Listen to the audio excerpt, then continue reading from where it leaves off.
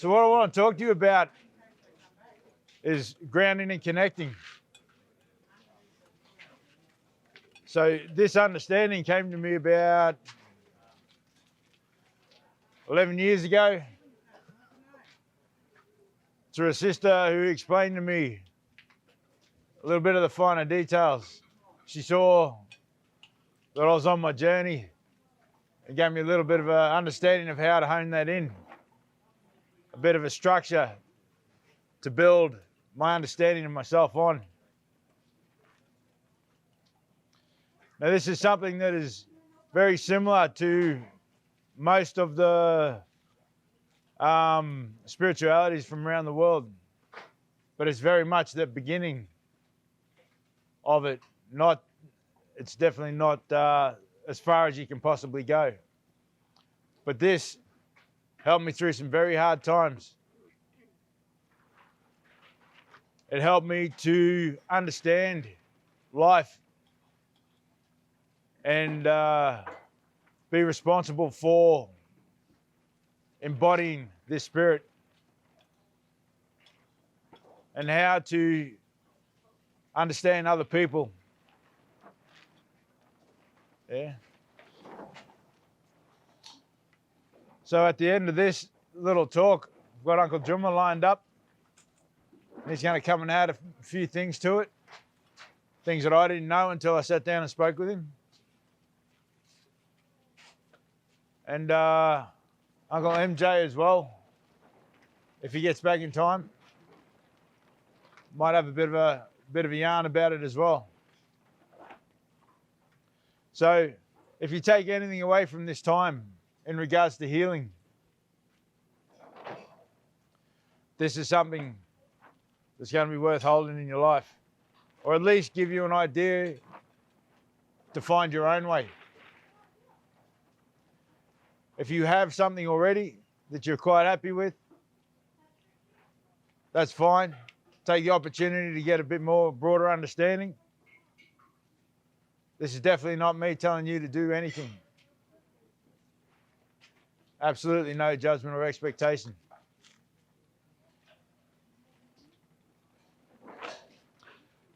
That guided meditation I did yesterday with you, if you were there, that comes from this.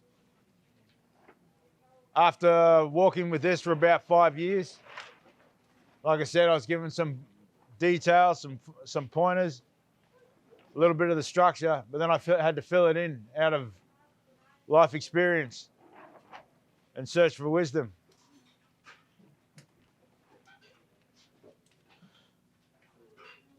Now there's a part, as I said yesterday, that I had to leave out of the ceremony itself out of respect for local mob. Yeah. As we've said a few times, that's showing respect. Yeah. If you have your own understanding of spirituality and you wanted to run a workshop or something like that in a town, wherever you come from, or if you're traveling around anywhere around the world, always ask. It's not that you're doing something wrong. It's that the strength and the empowerment that's been put into one certain place, it's important to pay respect to that.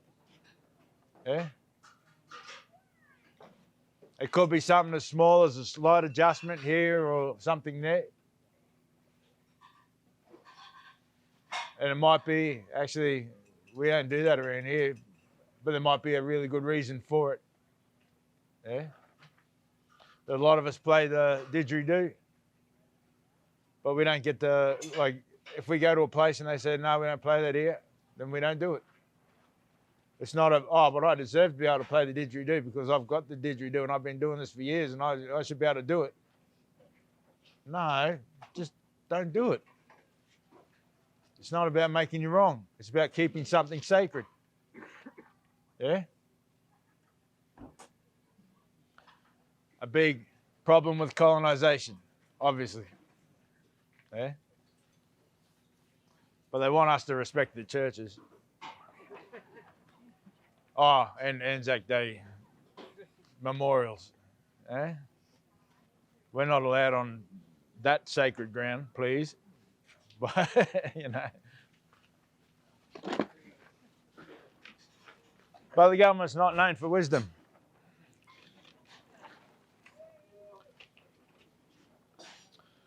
So the way I'll go through this is the way I go through the guided meditation. And at the end of it, if we actually do the guided meditation, understand the parts that I've left out that I will explain for your own personal knowledge from when you leave here,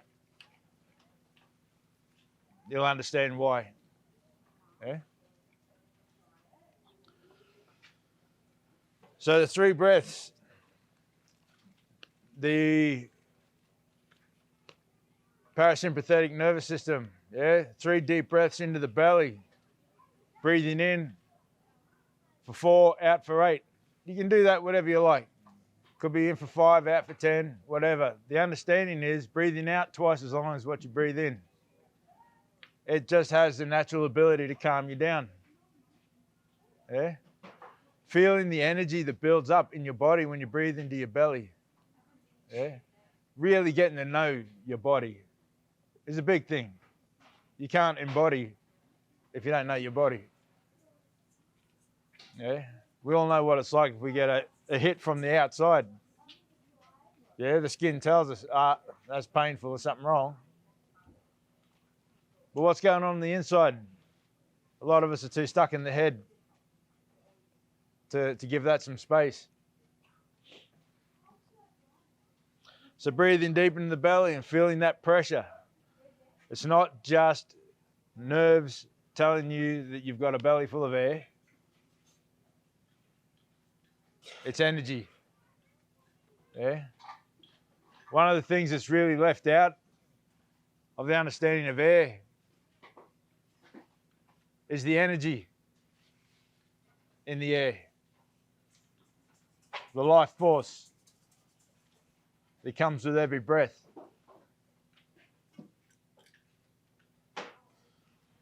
So feeling that deep into the belly, feeling it going down the legs and into the feet,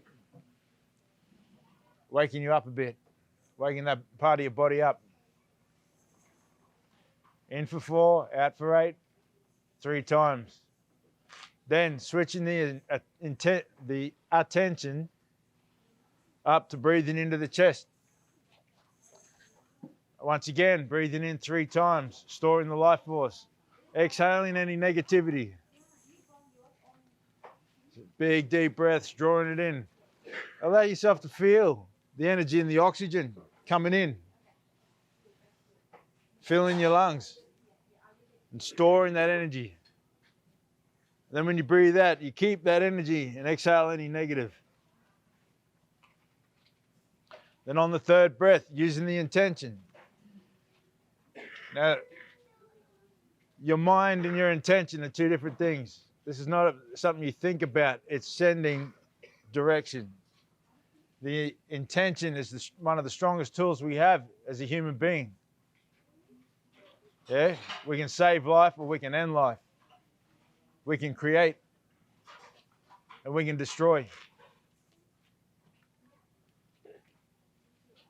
So when we use our intention and we send that energy down through the base, down the legs, through the feet, into the earth, allow yourself to feel your root system going down through water aquifers, feeling the cold.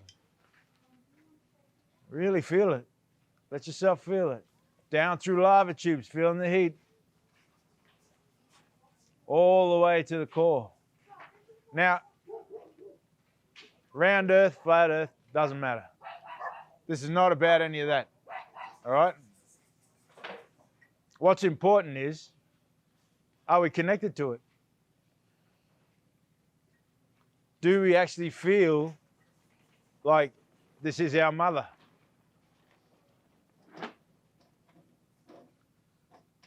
And if we don't, why not?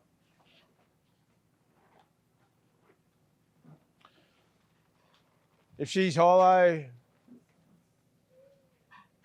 whatever.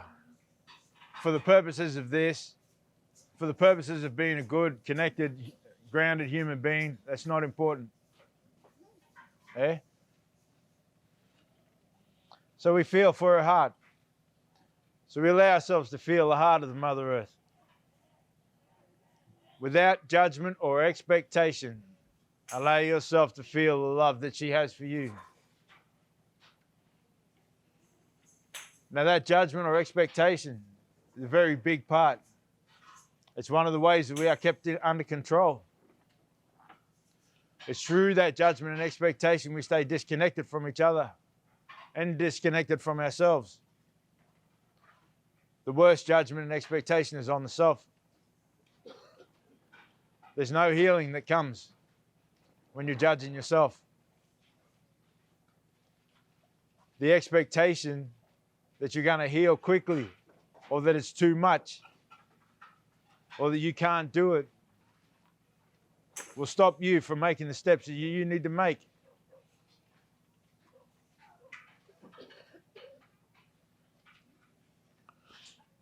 So we feel her love, feel that energy, sit there with it. And in your own time, if you've got time, spend as long as you can there. Spend an hour there if you want. You go find yourself sitting in the bush, wherever you ground out, wherever you feel most comfortable. And we allow ourselves to feel as that energy travels up through our root system, up into our body, touching every chakra point. Now on the point of chakras, very important. Some people say the 7 chakra system was put there to throw us off track. Some people say it was put there to help. My understanding, as someone who works with embodied trauma, is that it's a good idea to help you localize your trauma. Yeah? To break it down a little bit. You know what's base trauma. Yeah? Sexualized trauma. There's a reason that's such a massive thing in our society. There's a very specific purpose for that. Because where are we connected to the earth? Through our base. A lot of people who are ungrounded, and you can tell when they're ungrounded, there's a good chance they've been abused sexually. So that creates the disconnection.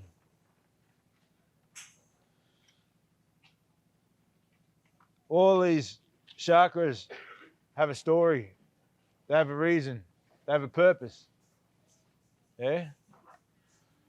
Later on, when the uncles speak, they might just share with you the indigenous understanding of it.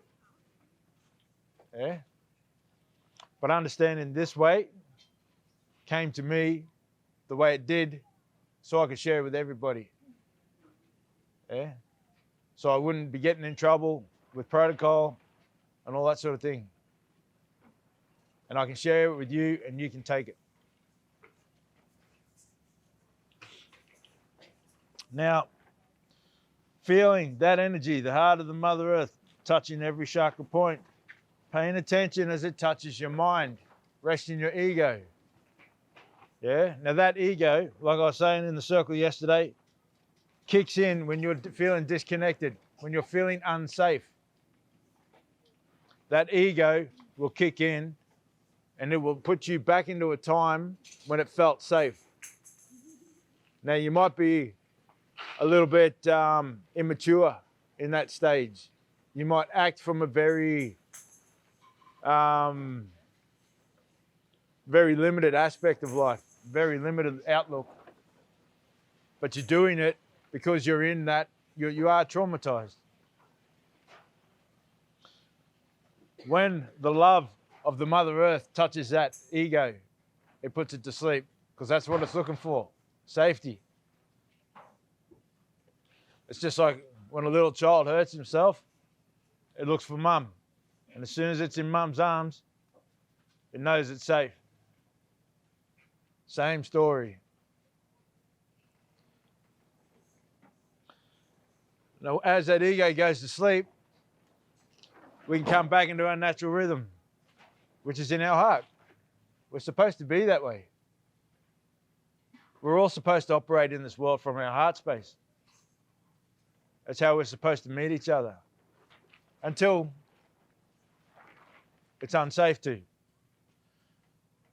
And when the unsafe moments come, deal with it. And then get back into the heart space. Yeah? This is a very important thing for people who have post-traumatic stress. They haven't been able to come back into their heart space. They haven't been brought home again. There's an understanding for some tribes of how, when the men came home from battle, the women would comfort them before they came back into the community to bring them back into their heart space again. So you weren't bringing the scars of battle in and infecting the children with that pain. Very important. Very important. So to come back into the heart, feeling safe here at home. Spend as long as you can in your life experiencing that feeling.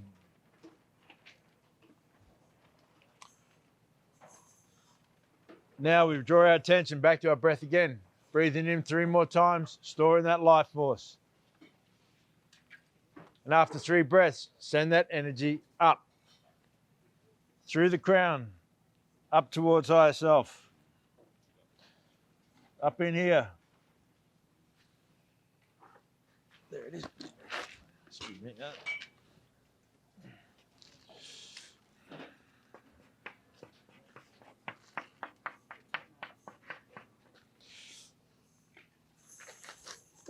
Send that energy up, smashing through anything that stands in the way.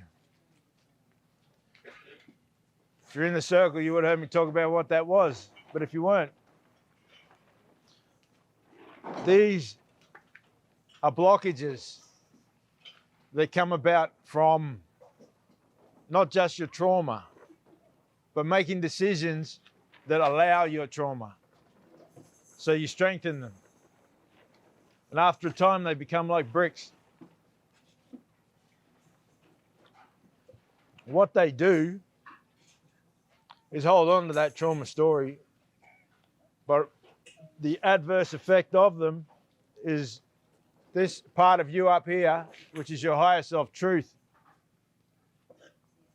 is holding the wisdom and the knowing of what your life is about. Everything you need to know, everywhere you're supposed to go, everyone you're supposed to meet, the trauma that you go through, and what you're supposed to do about it. It's all sitting there in the higher self. So these blockages stop that truth from coming down and being present in your mind, being present in your life.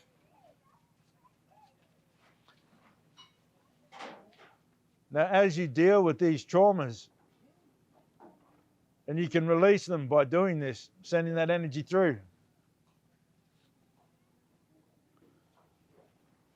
these traumas will come back around and they will be trigger points. So they'll come up, they'll front you for the purpose of being healed. They're not trying to attack you. Understand that this is your natural healing system. It's coming around to say, I need help here. We need to fix this. Just like if you get a cut on your leg, your skin will tell you to pay attention. And then you go about doing the healing. But ultimately, all you have to do is clean it up and your body will heal itself. As in the physical, same as the mental and the spiritual. It all has its natural healing. We just need to make sure that we're in a good place. and protecting it as it heals. Yeah? Supporting each other in times like that is a big part of that. So as that trigger point comes around, ground yourself. Connection to the heart of the earth. How many of you were there yesterday, did that ceremony? How many of you felt that love of the Mother Earth?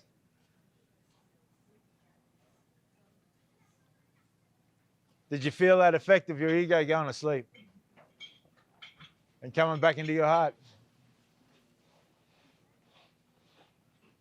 Good. Welcome home.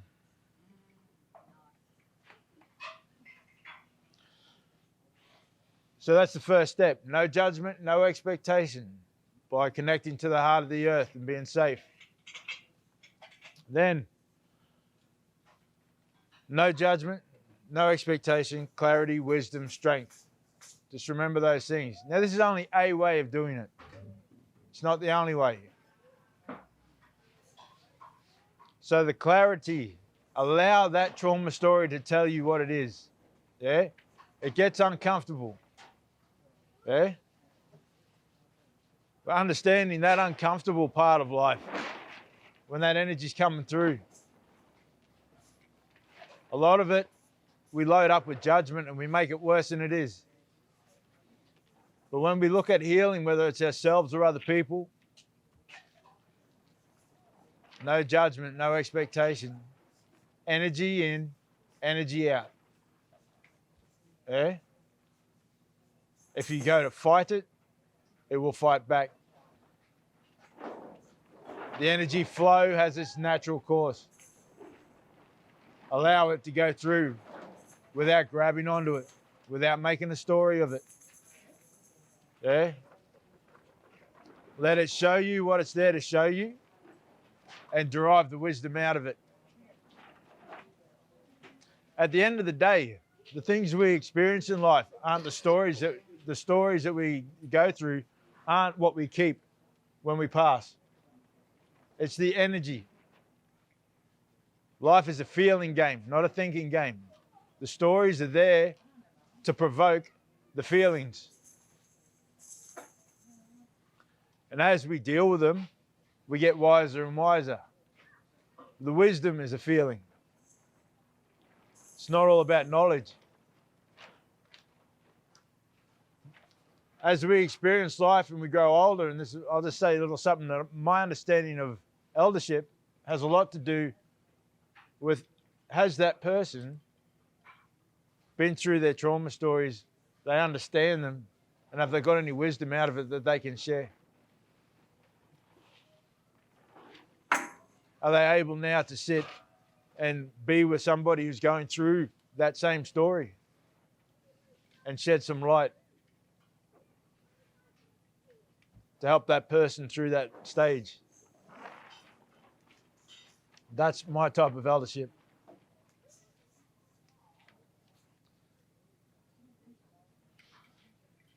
So, looking at the clarity, let the story explain it, the energy that's behind it. What happened in that time? Your power was taken. Yeah? The two biggest traumas in this world are grief and loss. Everything else comes from that. Usually your power's been taken away and you've lost a part of yourself. Yeah? Whether that be in sorry business, or someone stood over you at work, or you got jumped on the street, someone flogged you, or someone abused you.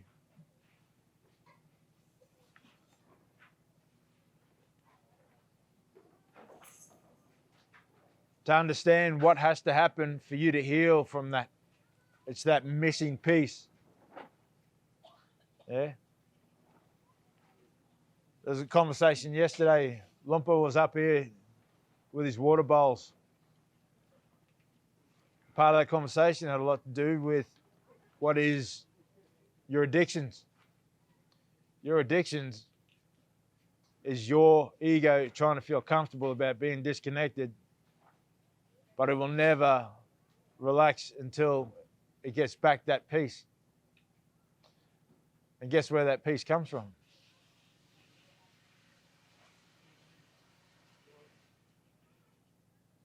Inside. Nobody can give that peace to you. You have to cultivate it inside. Self-care, self-love, listening to your inner self, to your inner child, and asking it what it needs, and doing it. Creating that safe space for yourself. Feeling okay that you don't know or you don't understand. There's a reason we're here and we're pack animals, we're herd animals. We're supposed to support each other.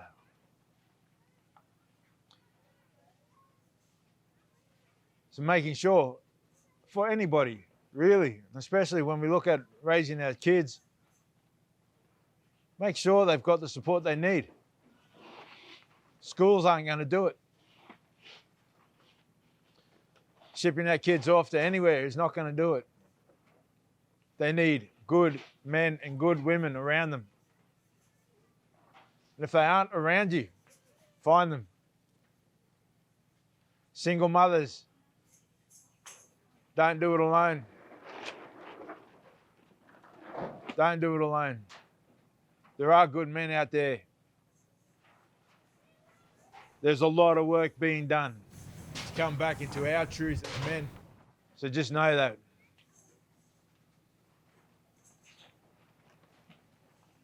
But we are under construction.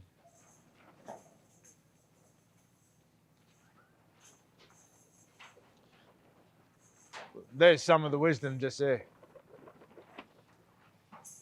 I don't know what your trauma stories might be, but that wisdom alone should cover a few bases.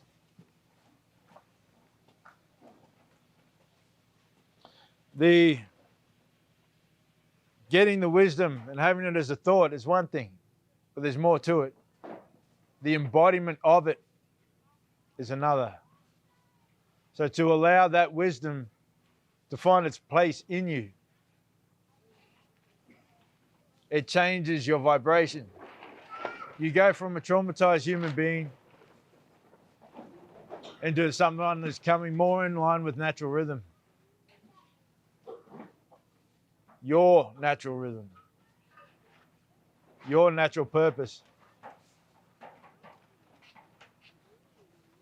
So, the strength part is now walking with that truth, that natural rhythm.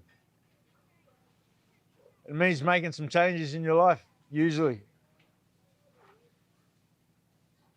The person that you're dating might have fit really well while you were out of alignment, but now you're actually getting closer to your truth. It doesn't quite fit. Maybe you need to go on a journey. Doesn't mean you stop caring about people. It means that your understanding of yourself is getting much stronger.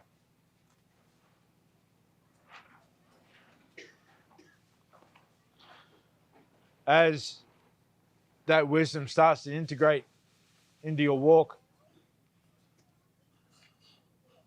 you start to understand who you are a bit more. The more you go through the burning process of dealing with your trauma stories. And it burns. Oh, fuck yeah, it burns. There's a reason people run away from it. It will hurt.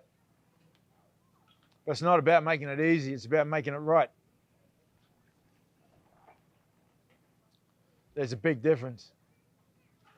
The upside is, the more you do the process, the easier it gets. Because you understand it. At the beginning, you might have to break through a few brick walls. But by the end of it, it might just be a breath. Once you open up those channels in your own healing system, it gets easier. Still hurts, but you understand the pain and it knows its way through. So no judgment, no expectation, clarity, wisdom, strength, energy in, energy out.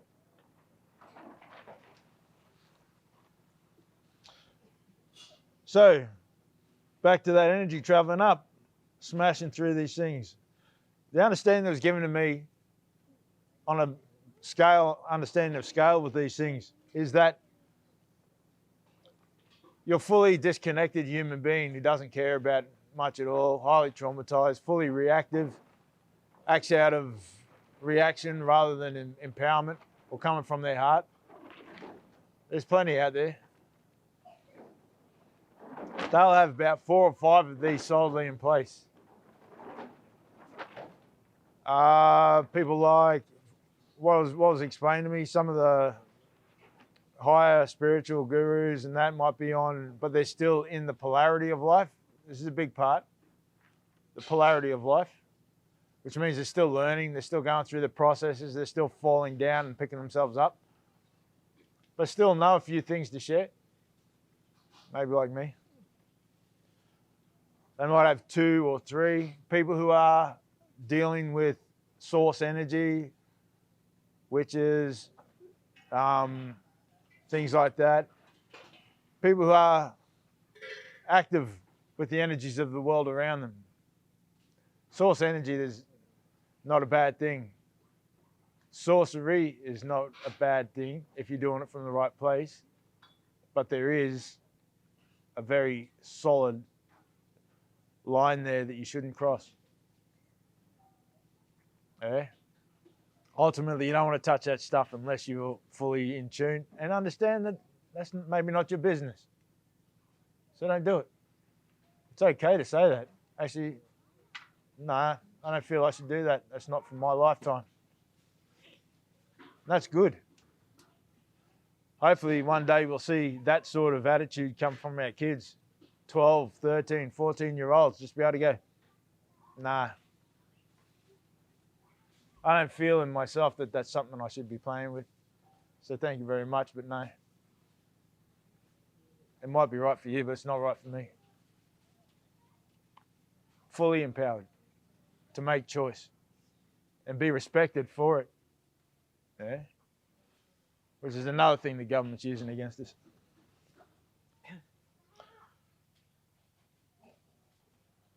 So we send that energy up to higher self. Now, the higher self is the part of you that's created first. The way I explain it is there's a river of source energy. The Creator picks you up out of that river, works you a little bit, and says to you, I've created you to do this job. Everything you need to know. You see the whole thing, start to finish. You understand the whole thing. You embody, well, not embody, in spirit, the whole story. Now, as you get to see all that, you get to make your choice. Are you going to come down and do it or not? If you didn't choose it, you're not here. There is no victims. It's a hard thing. Obviously, you don't say to someone who's in deep trauma, suck it up, there's no victim. That's not the right place for it. Eh? A bit of compassion, a bit of empathy. But ultimately, when you get through that stage, you can hear that, and it can help you to empower the next steps. Eh? So, once you choose that, you're sent down. Okay? You come down. And this is where that saying, the child chooses the parents. Yeah? So you come down and you go, where's mum and dad? Oh, look at these two fools getting it on. Yep, well, I'm supposed to be half caste. Oh, yeah, there's dad. Oh, yeah, there's mum. Black and white. Okay, I'm supposed to have this lineage, that lineage, that lineage, that lineage. Oh, yeah, they got all those. Maybe I'm supposed to be born with one leg. Oh, yeah, dad used to work in mining. He's been hanging around uranium. Mum used to work in a chemical plant. Perfect.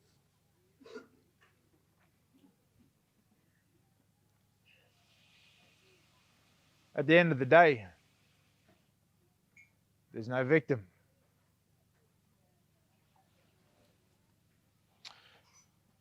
So there you go. 9 months later, you're born. Give or take. Now understand this. Sometimes the life comes about and it's not supposed to make it all the way. Maybe the idea of you coming is the job that you're supposed to do. So maybe you don't make it all the way to full term. I know this because I had a stillborn daughter. And what she taught me, my wife, and other people around us in that 8 months in the lead up to her not coming gave me so much fucking wisdom. So much. Did it hurt? Hell yeah. Hell yeah. And I will never forget it.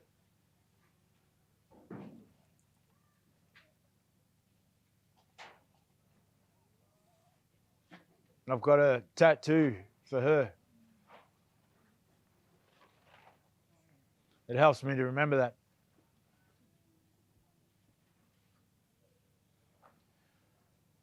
Just remember the wisdom is out there everywhere. Whether it's happening to you or happening to somebody else. In the biggest loss or the biggest celebration.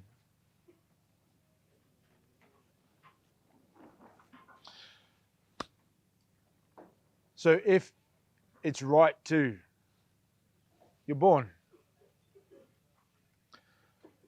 Life pretty much straight away starts reminding you while you're there. You're stepping in out of spirit. Still carrying all the keys, all the knowledge, all the connection.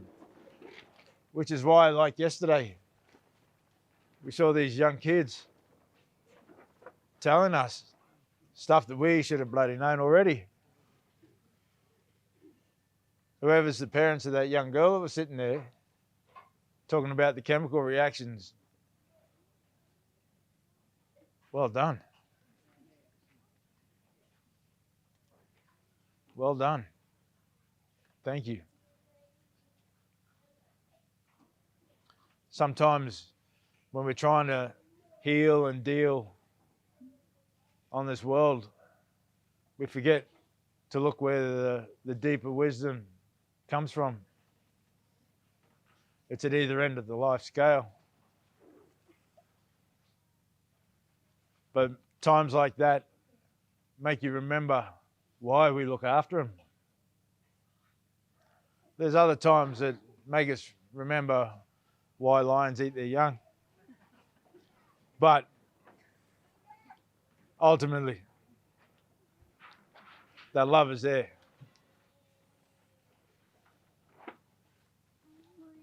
So, life starts throwing things at you. This is where people say, you know, you attract it.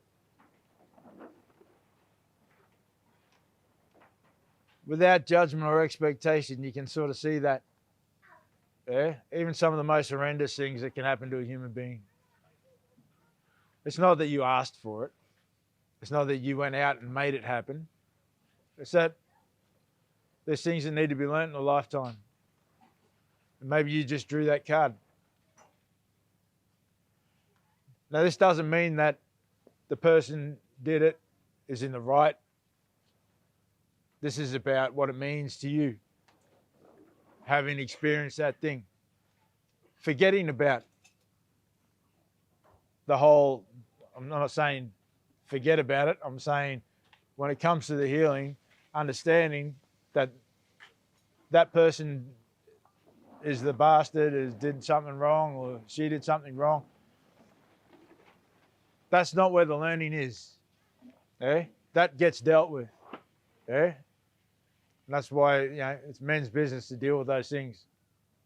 We can detach from our emotions a little bit, enough to take care of business. And we need to be respected for that. When we're put in our proper place and we do the work we're supposed to do, that's part of it. Absolutely. The disempowerment of the masculine comes a lot from that. We're not expected to take care of business. We're expected to call somebody else. Give the power away. Don't enact that part of ourselves that we're naturally here to do. Not anymore. We put way too much faith in the government. There's way too many pedophile rings. Time to switch that shit up.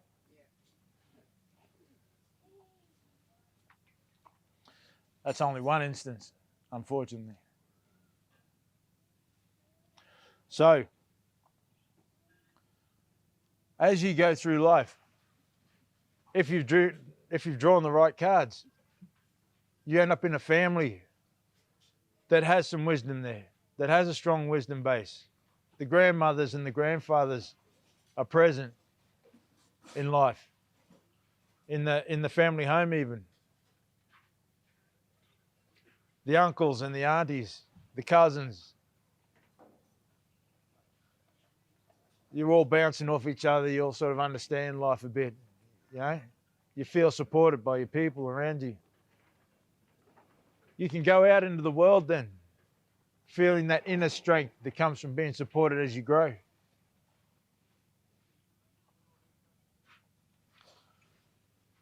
sometimes not. I think in this part of human history, mostly it isn't that way. I remember when I was a kid, growing up with a single mum, I'd come home from school sometimes, and most of the time, Mum would be down in the backyard having a chat to the old woman on the other side of the fence. But back then, the fences were this high. You could see through them. You could jump over and get your ball. You had nothing to hide behind if you accidentally smashed the neighbour's window.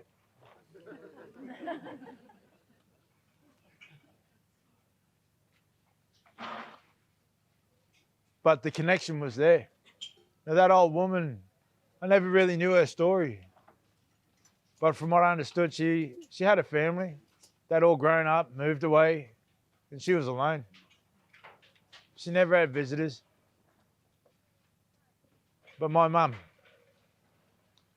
being a single parent, having to deal with my father's absence, and then when he was around, it wasn't always fun. A lot of shit went down. A lot of alcohol.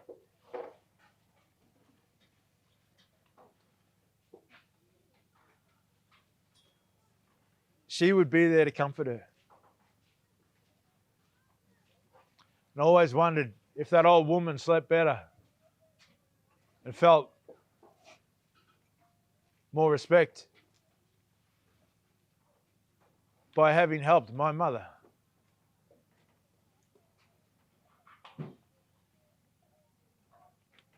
I know for a fact that my mother needed it. Just that simple connection. Mostly it was when they both met at the fence hose in the garden. Sometimes went over for a cuppa. Little moments like that showed me that the wisdom that we need, the holding that we need in life, the connections that we need are there.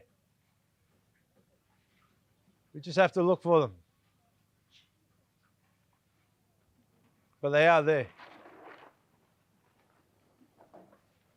The only time that you're alone is when you're stuck in here and you can't see outside.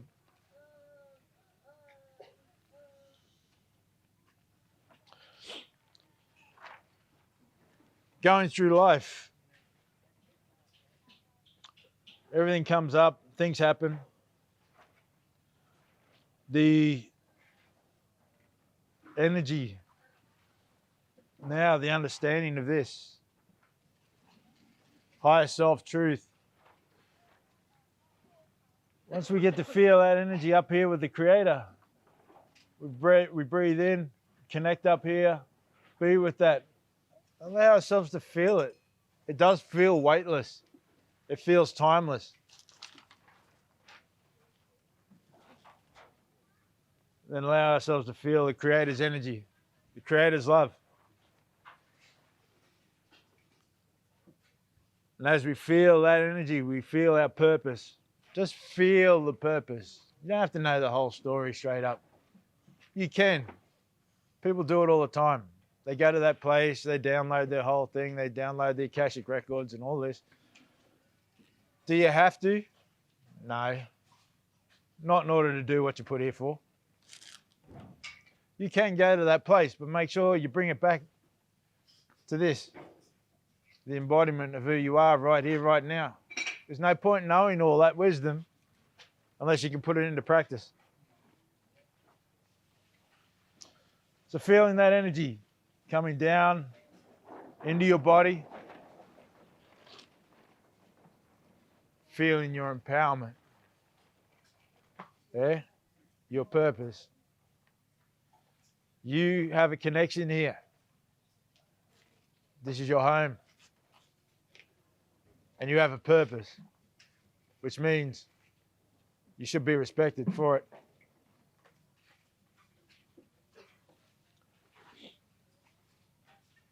So you let that fill your whole aura up and power up. Okay? Let yourself feel the energy coming from the heart of the mother to the heart of the father, flowing through.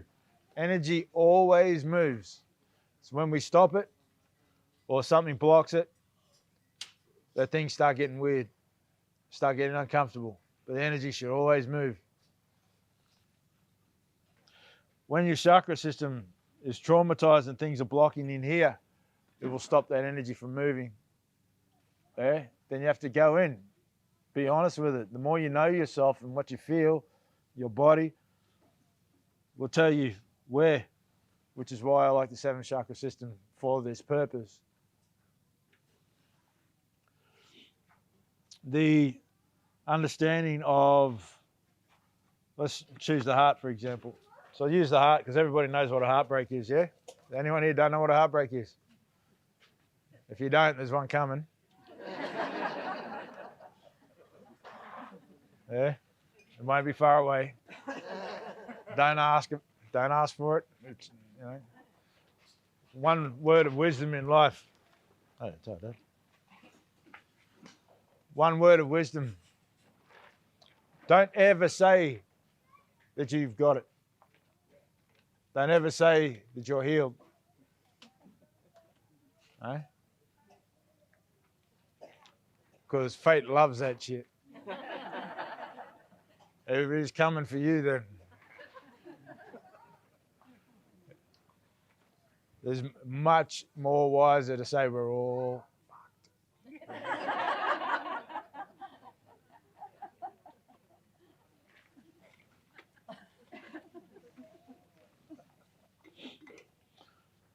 So with the heart, so if you're in heartbreak, okay,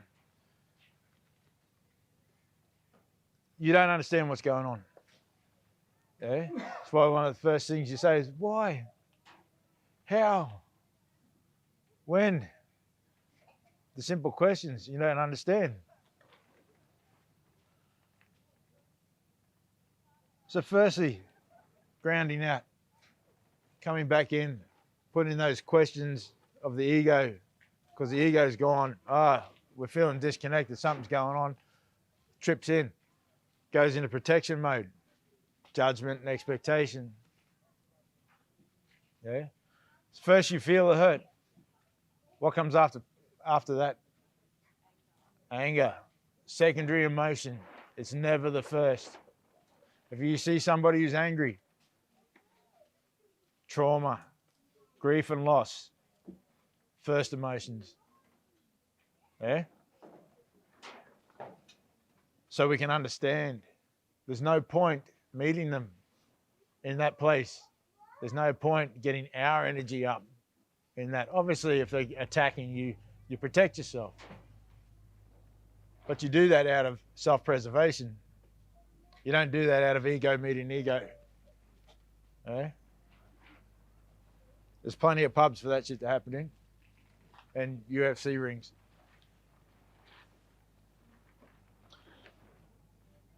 So firstly, you need to reconnect to the earth.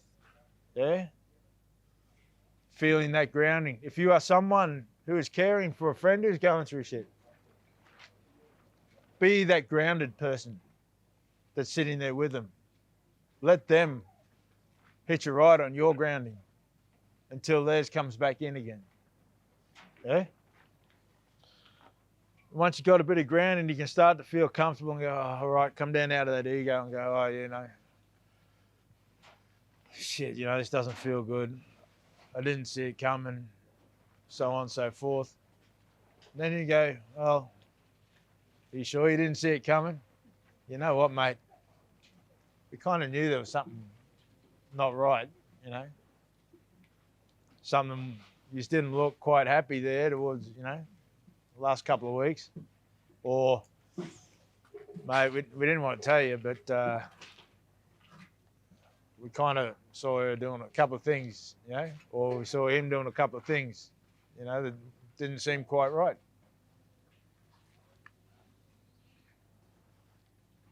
Oh, yeah. Now you mention it. Maybe I did feel something wasn't quite right. I just didn't want to have to deal with it. I was too happy there. So all of a sudden, the wisdom comes down. Starts to get through the ego. It comes in and helps the heart to heal. So it's that reconnection to the heart of the earth to help you come back to your safety, feeling at home. And then time for your higher self truth and your wisdom around the situation to come in and help you to understand what's happening. And then with that wisdom, the strength to make the changes that need to be made. Yeah? Now that method you can use for any trauma story. Once again, the story isn't what's important. The energy conveyance is. And the embodiment of the wisdom is what you take home. Ultimately, when we get to the point of dealing with these things, if we understand that collective consciousness, that source energy to be cluttered up with all the unresolved trauma stories of human history, it's like a river.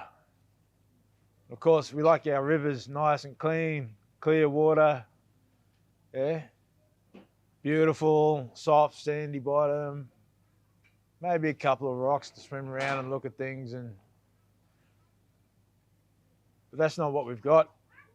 What we've got is more like stagnant water, mud pools, oil slicks, plastic pollution, rusty car bodies. And that's what the trauma stories that we've been born to sort out. That's where it comes from. If people pass over and they have these things still solidly in place, all that goes back into that system. And our future generations get born to deal with that shit again. Which is why I feel it's so important for us to deal with our trauma. If for any other reason, we can do it for the personal because it feels bloody uncomfortable and it's bloody expensive to smoke and drink. They're good reasons to stop to deal with your trauma story and get rid of those addictions. To stop the flow of intergenerational trauma going to your children thousands of years down the track. The ability to do our part right now to make sure that that river's going to be clean, as clean as we could possibly get it. That's worthy.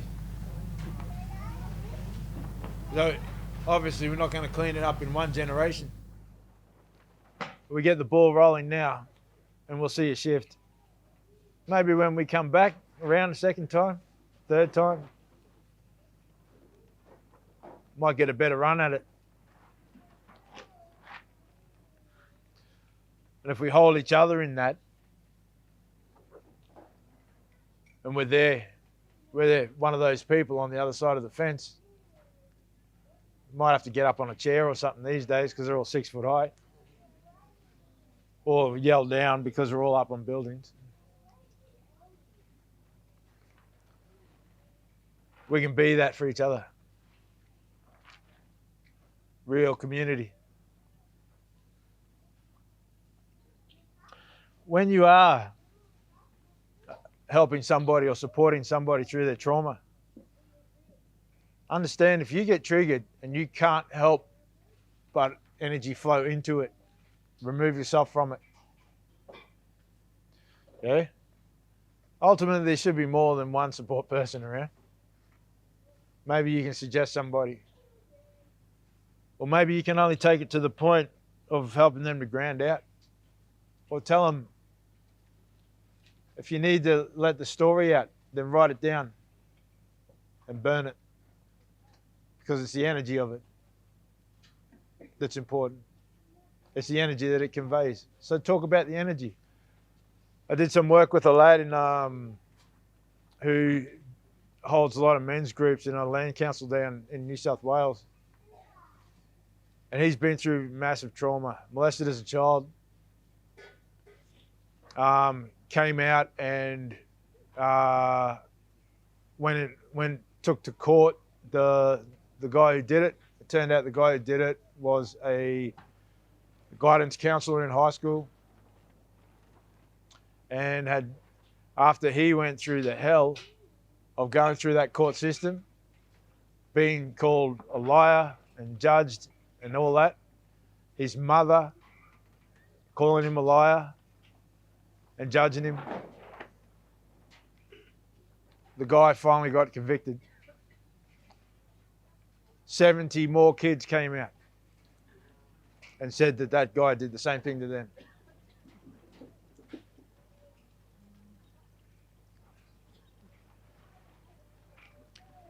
The man's a hero.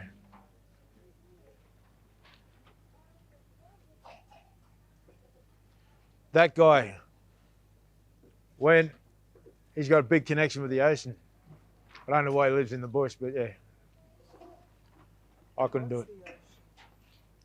Yeah, that's it.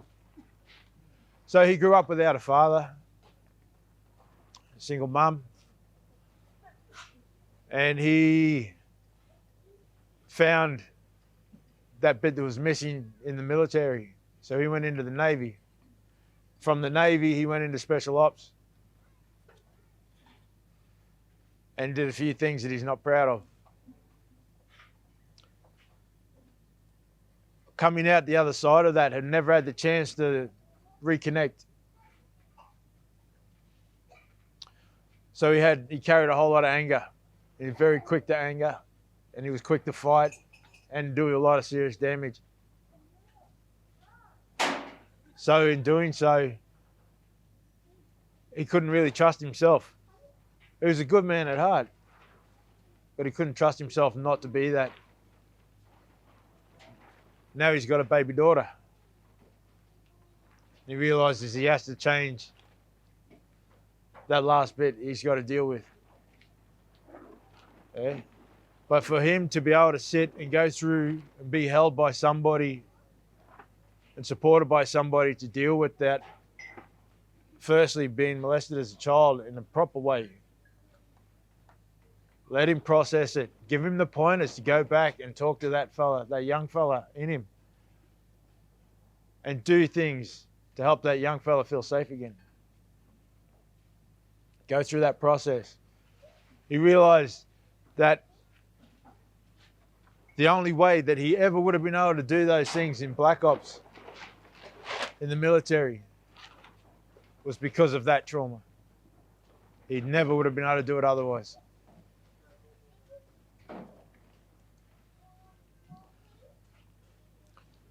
Now he's had time to process it a little bit. He realizes that, you know what, he can fix that. He can come back into his truth and be that man for his daughter without having to worry about things down the track so much. If he does have to react, he will. If he has to kill someone, he will. But he won't be doing it out of blind rage. He'll be doing it out of doing what's right, getting it done for the love and the protection of his family.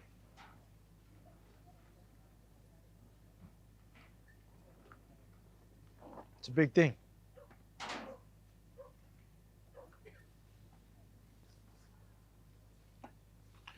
So, lastly, we spoke about breathing into each chakra point.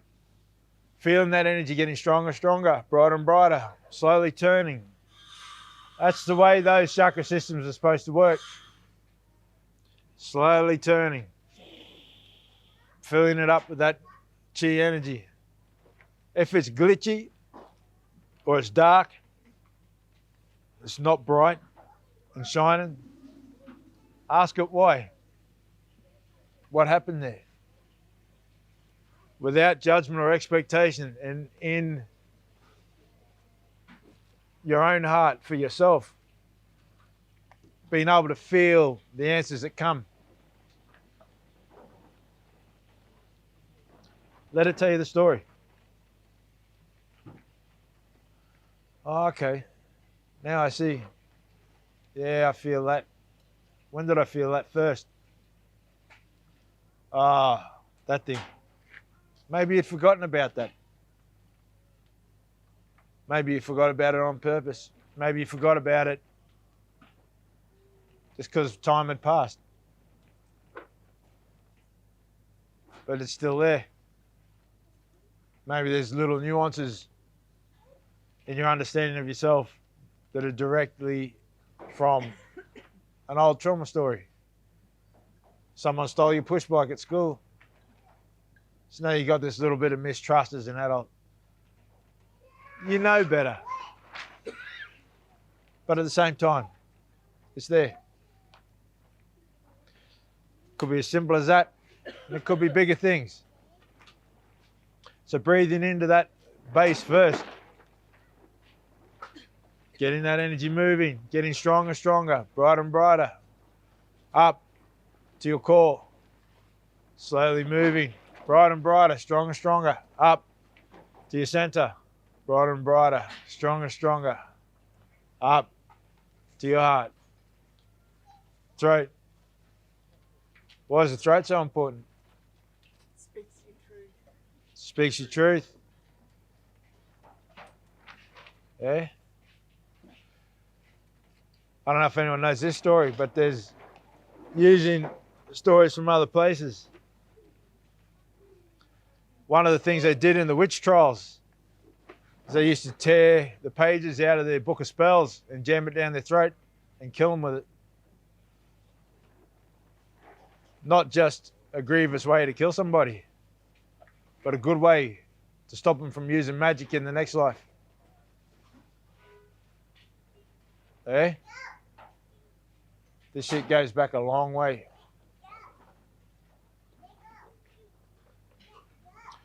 So to make sure you can speak the truth, yeah, own up with it.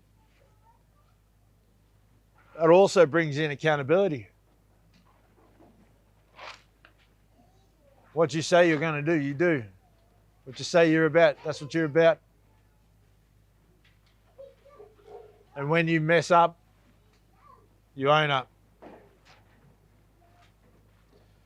There's a lot of strength in that. We all fall from time to time.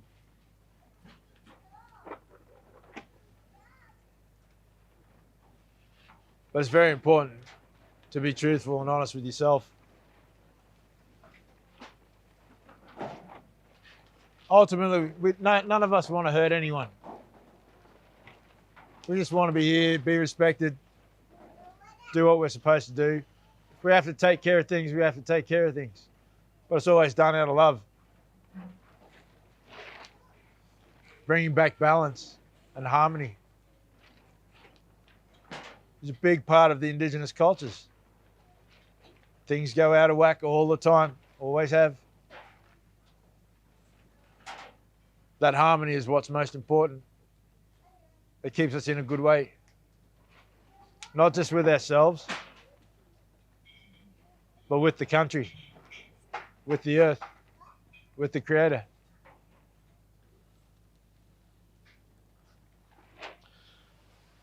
So breathing that energy into each chakra point, opening up the third eye.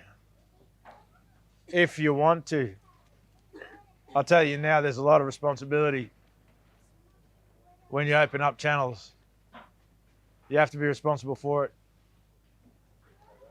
It's not always fun. If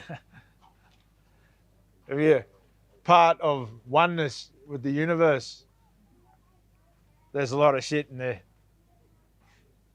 Eh? A lot of uneasiness. It's big work sometimes. All the way back up to higher self. Feeling that energy flow. So that's what I call centering. The reason I call it centering, if we go back to the heart analogy, that energy comes up, hits the heart breaks, the energy goes off. So we're not feeling that connection to our safety. That's when the ego kicks in. We've got to put that ego to rest in order for the wisdom to come down. See? That's why it's called centering, because if you're uncentered, that's what happens. Now, this is the part I left out of the guided meditation yesterday. When we talk about our ancestry, and hopefully Uncle John was going to go into that in a bit more detail than what I will. Our ancestry is there to help guide us through life. It's part of who we are. Yeah? It's our embodiment here on earth has a big part to do with that. In the guided meditation, like I said, for yourself, with discernment too, because you don't walk onto a massacre site and ground in and connect with the ancestors, yeah? If it doesn't feel right to, don't even question it. Just don't do it. Trust your feelings. When it comes to connecting with the ancestry, allow yourself to feel the presence of the ancestors in that place. Yeah? You'll feel them. They won't be angry. Right? Once again, be wise about it. But you'll feel those energies, the energy of lifetime after lifetime of the same DNA codes lived in that place. Yeah? With your heart, Let them see who you are. Yeah? So you let them see your heart. Open up. You let them see deep into your chest.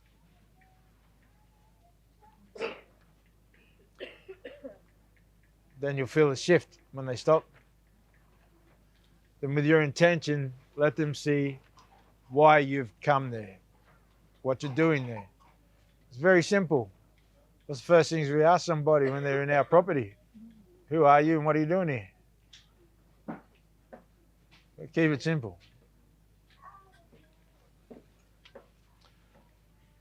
Let your mind paint the picture for them.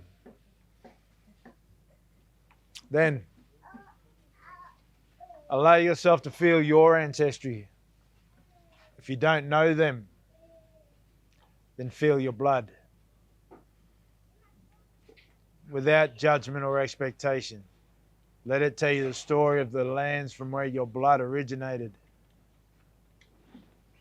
You might even find you end up back here.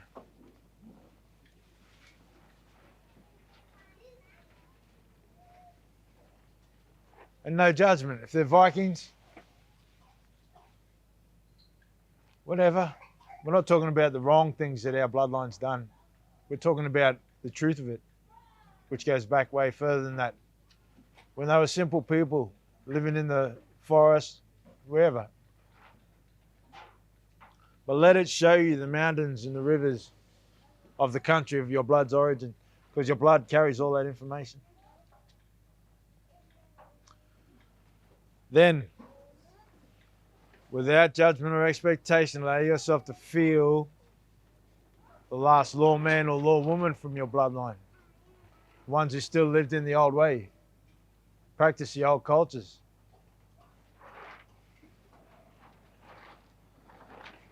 And allow yourself to feel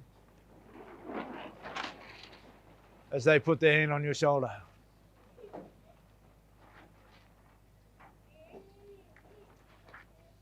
Then allow yourself to feel as your ancestry meets the ancestry of that place.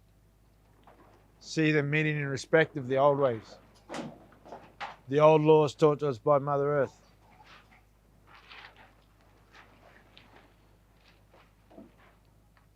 Then allow yourself to feel as that ancestor steps back, having made the connection.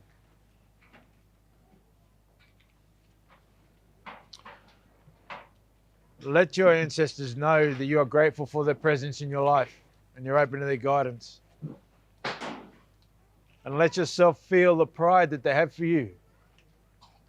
For you are the next step in your ancestry, put here in this time, in this place, to take this next step, to heal your bloodlines and reconnect to the earth.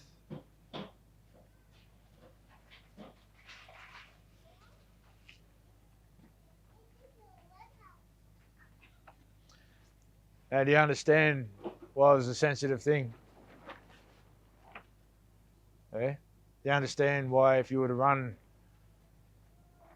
a ceremony, you'd ask the people there first, eh?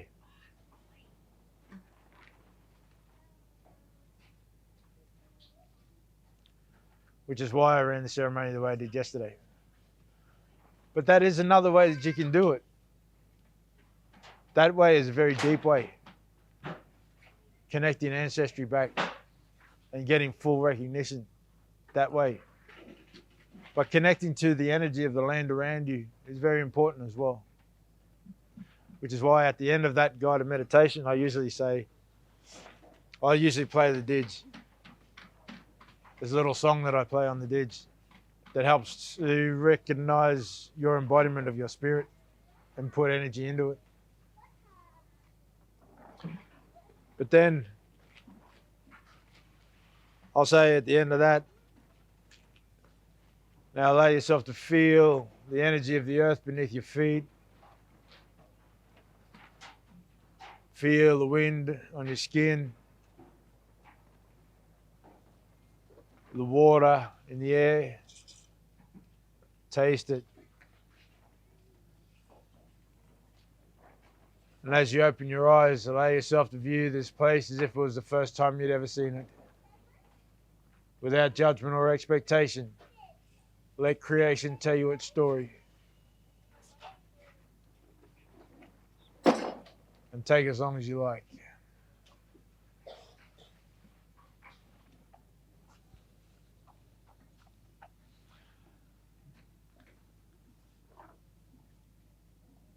Everybody's looking for their sovereignty.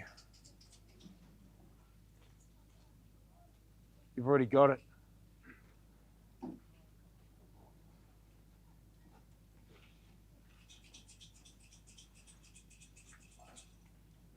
Our fight is to be recognized and left alone and unmolested in our sovereignty. Unfortunately, the politics reflects the people. And that's why it looks like it does now. For all of us. But that's not the truth of who we are. Who we are is embodied spirit. We all have a role and a purpose. We all have a connection.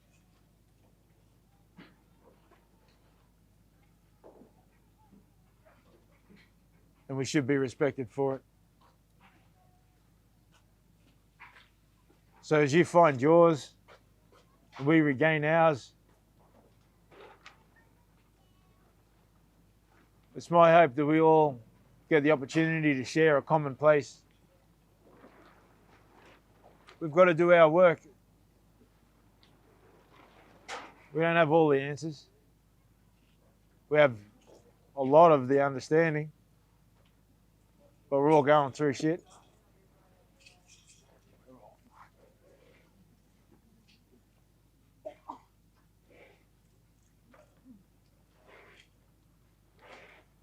So it's having that understanding as we heal, as we get stronger. We will come together. And as we back each other up. Not give our power away to anybody. Take care of our own affairs.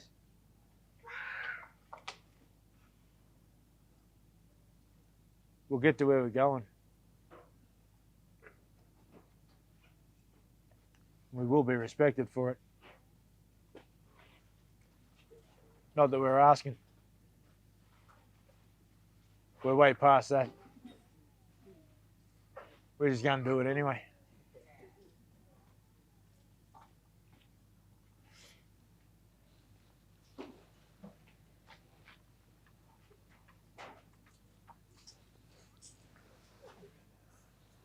So is there any questions?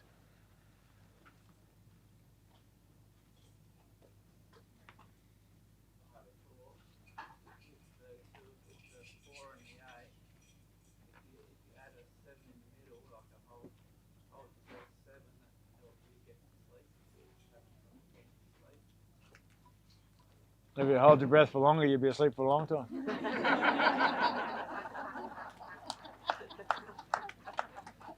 No, that's a good one. We all need help getting to sleep sometimes. He's right. What's that?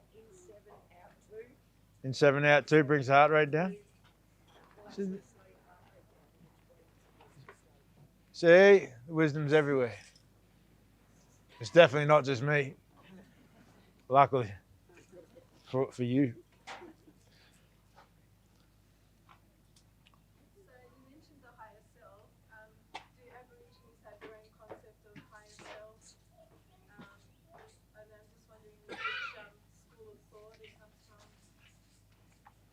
So the higher self is everywhere. The understanding of where the ancestry lines up and the future generations line up, that changes. And it's like I said before, once you know something, you're responsible for it. I know this much. That's a lot of responsibility already. And I'm doing all right. I'm doing good things in the world. I feel good about myself, and I understand myself very well. I understand why I'm here and what I need to do. So I'm okay with that. I don't need to push it. I'm wiser than some and dumber than others, so it's all good. If you feel to go deeper, go deeper. Absolutely. I could go back to my old sorcery days from past lives and shit, when I had my bloodline in England and in Ireland. I went over to England and I did this little ceremony and found myself connected to more power than I ever knew. And holy shit, way too much responsibility for me. Not important for what I need to do in this life. So just because it's there doesn't mean you got to use it. Yeah? But you don't know that until you're in the moment, eh? So it's always good to know yourself. So yeah, we have that higher self truth, absolutely. And if Uncle Jarmbi is here, he might join us. But in between time, yep.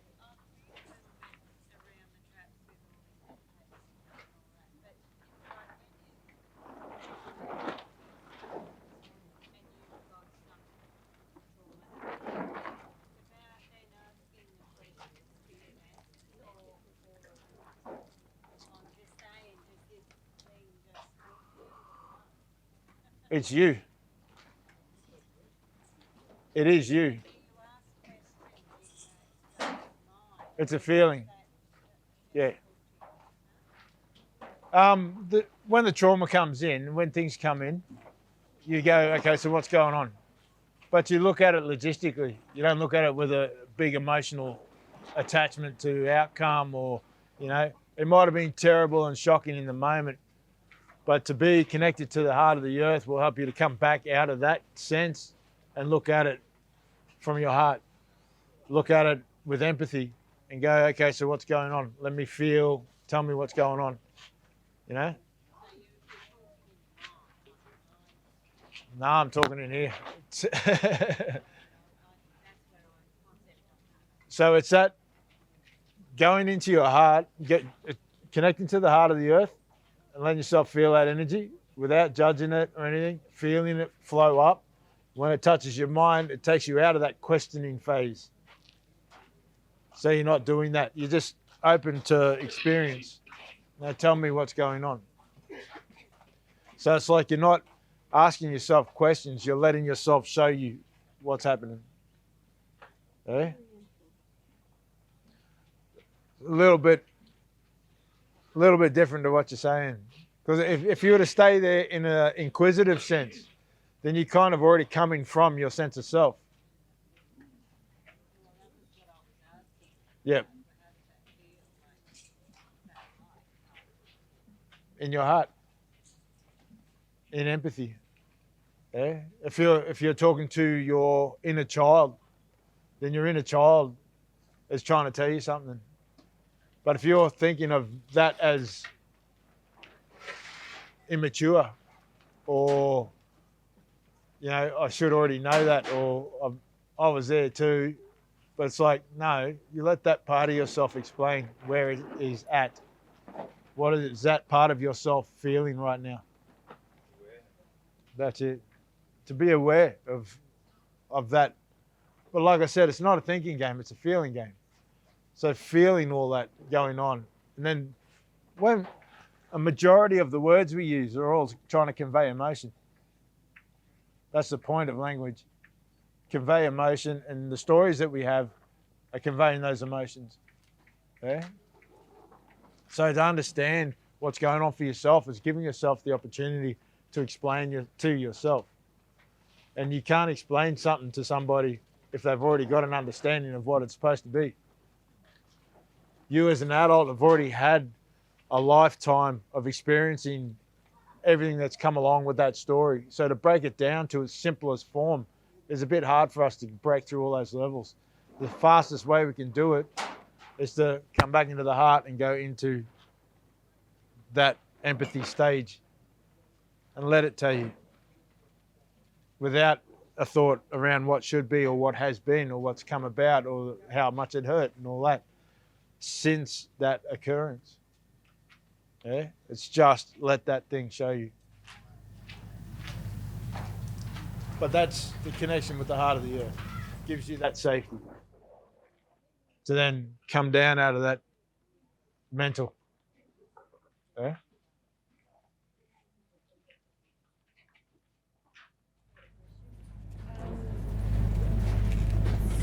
So when you were saying about like showing yourself who you are, say, I'm wondering if, because maybe you might feel afraid if say you don't like yourself or you've done something, that you're not proud of or that etc. But is that what, so you show everything, show your truth, and you don't have to feel afraid about showing your things that you might feel shameful about or guilty about, or if you don't particularly like yourself? To yourself. First and foremost, like there's two questions. If you have to ask yourself anything, is it your truth or your trauma? Is that thing that you did, was that in your truth or is it in your trauma? Was it a result of something that happened to you? It could be fighting with family members when you're a kid, has given you more of a disconnection from the people that you love. Or you don't let people too close to you because of mistrust or something like that, All sorts of things can develop. But ultimately, is it your truth or your trauma? If it's trauma, deal with it. Get it out of the way and find out what your truth around the matter is. Maybe that thing doesn't exist. It's only there because of your experience, your trauma story. It will shift. Once you deal with your traumas, it changes your vibration. You might be a jumbled mess like that. But as you deal with one thing, it might be like this. Might deal with another thing. And it'll start to come like this. Next thing you know,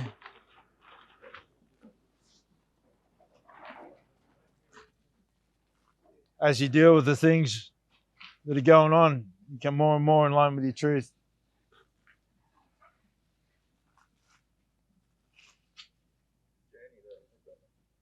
It's a journey, all right. Big journey. And like I said,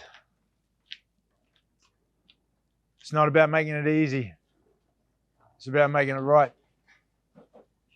We've had easy for too long. Having it easy is giving our power away.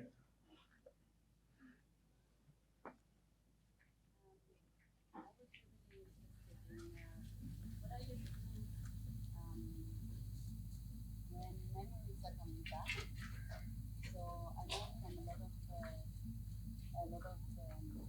trauma therapy that sometimes there are some pictures coming up now when we are starting to work with our trauma. So and sometimes these pictures can be really deep. Maybe it can be an abuse, sexual abuse, violence, all this stuff what we just completely forgot. So and for me it would be really interesting to hear what are your tools when some really like deep pictures are coming up. Feel the emotion. Feel the emotion of it, understanding that those memories and all that, once again, are conveying the energy. But once again, those deep breaths, connect to the heart of the earth, come back into the heart, and let yourself feel the energy of it. And get the wisdom out of it. A lot of the time, the experiences are all about finding the wisdom. Yeah? We're kind of expected in society to get stuck on that point of what happened and develop the right and the wrong. develop stay in the polarity. Yeah, that's why the understanding of no victim is good, because if you get stuck in the victimhood, it'll stop you from getting the wisdom out of it. Because at the end of the day, the full learning doesn't come until you reach that point. And it's not about forgiveness. It's about going through the full lesson to find that wisdom and then embody it. Okay? There's so many messages out there in our life that are right in front of our face. And we can pick up the small messages when they come and learn from them, or we can wait until we get kicked in the ass. So being aware, live life as a time to gain wisdom and experience. And those wisdoms that we learn and the experiences that we go through, embody it. There's no doubt at all that anything that you go through, somebody else has gone through it, and others will as well. In different times, in different places. You might just find yourself an elder one day. You might just be there when someone's young kid comes up who's going through something that you've been through. Is having a lot of trouble trying to understand life. It's a worthy goal, I feel, if I get there. No judgment, no expectation. Please. I'll do my best not to muck up. But I'm only human. But I'm on it. I'm about it. I'm wondering, you spoke about getting like a position where you are to observe rituals and to talk to people who actually come from that place, right? So I'm in Melbourne. I'm not sure how to do that there. Like, how would I be able to gain that knowledge? What's acceptable? What isn't? And So first thing first, feel it. Yeah. If you're not already at a place where you can feel right and wrong, then you need a few steps before doing rituals.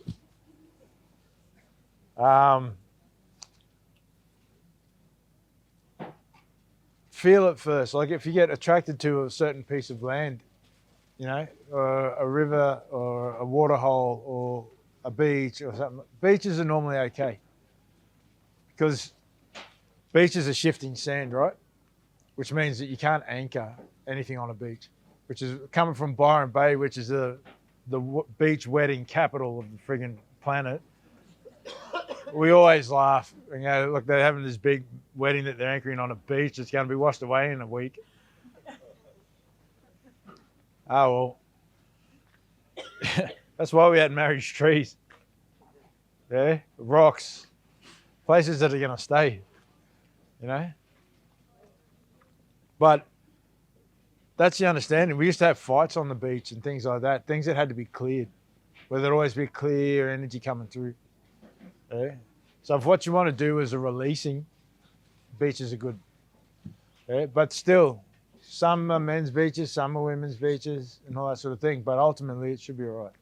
If it's close to a water hole, like there's a tea tree lake or something like that, be very aware. Those tea tree lakes do have specific purposes. A lot of it's bastardized these days, of course. We have men's lake back home that's, most straight men wouldn't go to because it's been taken over. So it's like, and there's women's lakes that guys feel great going and having a thing there, but then they're not asking if it's a women's lake or not, but it is. So it's just knowing that, just being aware of it. First and foremost, do the work on the self to know the self and feel. And as soon as you can feel your ancestry, and they can tap you on the shoulder and give you messages, you're going a lot better. You're walking a lot better when you can do that, because the ancestors of that place will tell your ancestors to pull you up. Okay?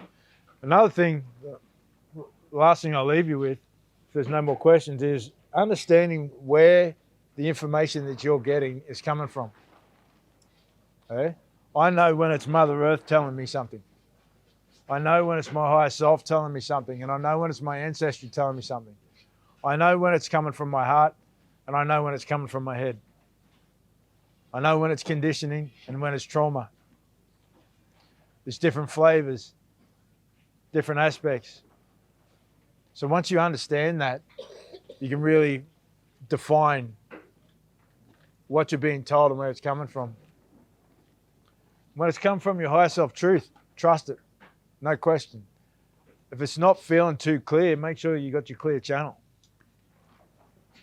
Okay? And then keep it clear. If it's coming from Mother Earth, absolutely trust it. If she's feeling pain and you're feeling sad from a deep well for no reason, it doesn't seem to be part of you, but you're feeling it. Or maybe you're processing something from Mother Earth. Maybe she needs someone up here to feel it.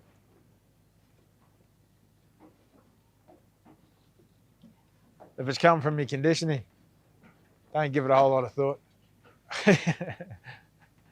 But if it's a good thing, hold on to it. Yeah.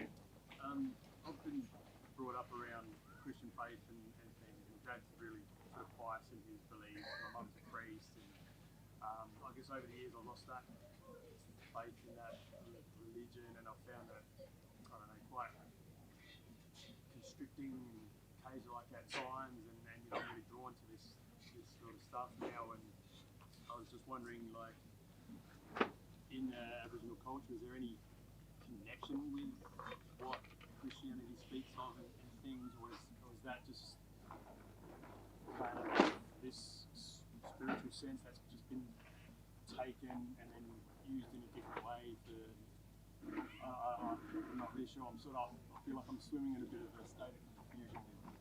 So there's an understanding, so there's an understanding that Christianity and Catholicism are a mix of Anunnaki and the understanding of God. It's sort of crossed up, but it's sort of cut off at the same time. The God of all things is the God of all things. Yeah, so the one big God, but the gods is another thing. Okay? To understand the God of all things, there's a lot of correlations in it, which is why a lot of Indigenous were able to sort of align with Christianity, because we could still teach our truth and our wisdom in that. But then it was sort of like given too much power over to it, so we stopped that depth of wisdom carry through it, and it ended up screwing things up. So for ultimately, the God of all things is the God of not just us, the God of the star tribes, the God of the universe, the God of everything in that. Yeah. So to that God, absolutely universal. Uncle, might just give him 5 minutes or get a drink or something. They've been sitting here for a little while. Or do you want to jump? Sorry, you know, we're trying to sort this animosity out. We came here in good faith, want to go away in good faith. Yeah, but I'm here now. Yeah, all right. So if you just want to take a couple of seconds, move around, get a drink, whatever. Yeah, we'll come back. Yeah, come back and Uncle Jimmy can take over.